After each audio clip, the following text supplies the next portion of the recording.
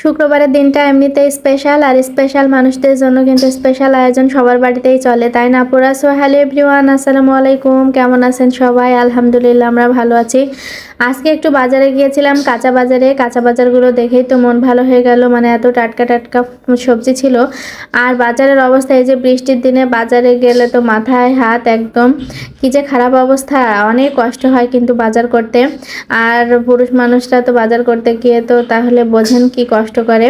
তো যাই হোক, বাজারে না গেলে তো বোঝা যায় না। তো বাজার থেকে এসে সেগুলো গুছিয়ে রাখলাম, সবজিগুলো যা নিয়ে আসছিলাম, সাথে ফল কেটে নিলাম, বাচ্চাদের দিলাম, নিজেও খেয়ে নিলাম। আর এই যে কাঁঠালটা আমি নিজে পছন্দ করে কিনেছি।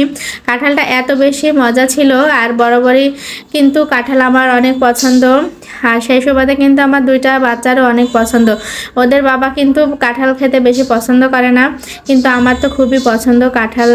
তো আমার সবচেয়ে পছন্দের একটা ফল আর কি। সবাই হাসবেন শুনে, তবে কাঁঠাল আমি অনেক পছন্দ করে খাই।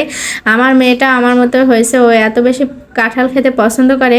ওর শরীর খারাপ ছিল, কিছুই খায়নি, বাট কাঁঠাল খেয়েছে। তো আমরা সবাই একটু কাঁঠাল খেয়ে নিলাম। তারপরে যে দুপুরে রান্নাবান্নার আয়োজন, শুক্রবারের দিন তাড়াতাড়ি কিন্তু রান্না করতে হয়। তো শুক্রবারে আমি আজকে খাসির মাংস রান্না করব। খাসির মাংসটা আগেই কেটে ধুয়ে পরিষ্কার করে রেখে দিয়েছিলাম, এখন মশলা কষিয়ে রান্নাটা করে নেব। মাংসটা নিয়েছি 1 কেজি পরিমাণে, আর প্রেশার কুকারে দিয়ে আমি সবসময় রান্না করি। এই মাংসটা কিন্তু কোরবানির মাংস। তো কোরবানির মাংস মানে আল্লাহর রহমত থাকে, এই কারণে কিন্তু অনেক বেশি মজা খেতে। এত বেশি স্বাদ ছিল, বাট বাজার থেকে কিনে আনলে এত বেশি মজা হয় না। তো আমি আবার বলছিলাম আমার হাজব্যান্ডকে যে কোরবানির মাংস বলে এত মনে হয় স্বাদ হয়েছে। তো আমি মাংসটা একটু মশলার সাথে কষিয়ে নিলাম, অল্প একটু মাংস রান্না করছি, তো এই জন্য মশলা কষিয়ে রান্না করলে মানে ভালো হয় আর কি। আর এদিকে যে আমার একটা পছন্দের সবজি রান্না করব, উচ্ছে। কাঁঠালের বিচি দিয়ে উচ্ছে চচ্চড়ি আমার কিন্তু অনেক বেশি ভালো লাগে। উচ্ছে বলতে এটা ছোট সাইজের যেটা থাকে, তিতা টাইপের ওইটা।